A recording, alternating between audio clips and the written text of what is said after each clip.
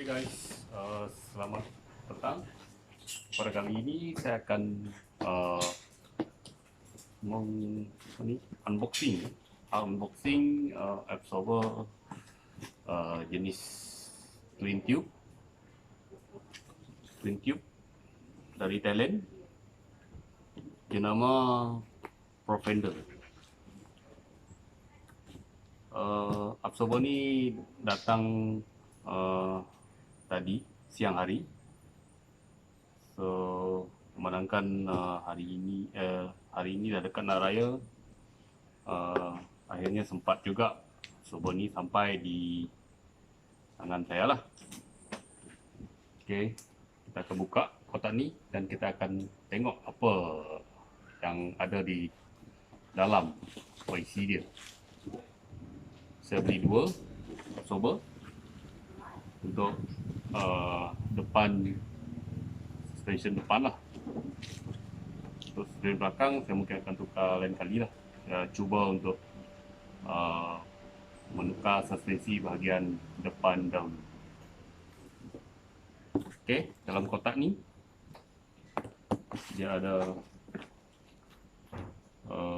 stiker dan ada manual sekali. Lepas tu ada spacer untuk lifted kamu punya ketinggian strap kamu. Dan perlu disediakan juga dia punya bushing untuk absorber. Ada spacer sekali di dalam.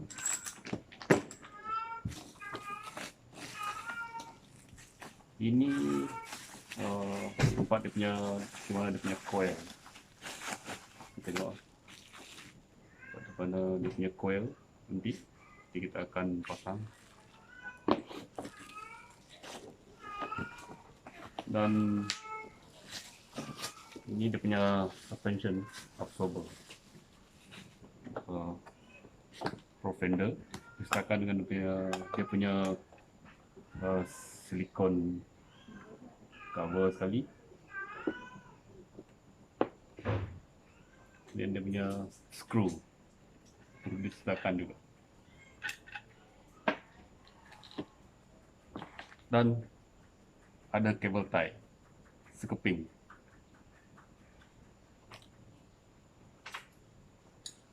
Kita cuba guys, sama ada absorber ni elok ke tidak.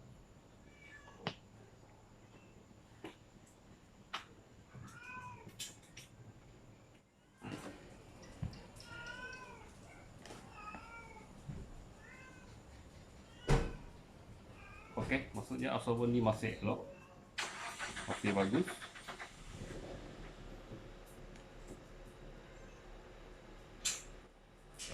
Video seterusnya mungkin saya akan buat cara pemasangan dekat saya punya kereta. Kita cek kotak yang seterusnya.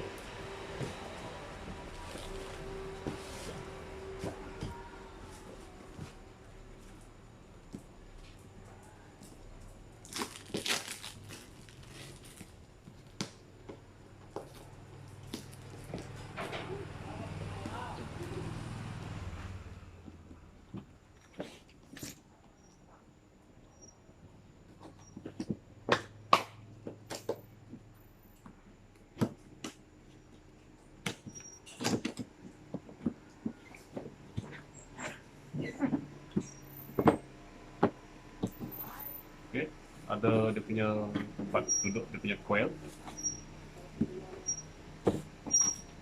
spacer leaf,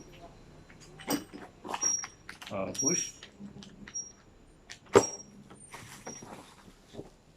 silicone cover,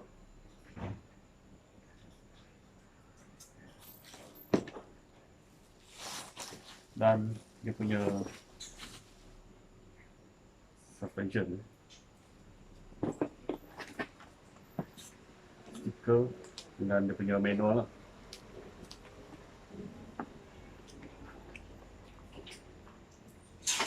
kita cuba kompres.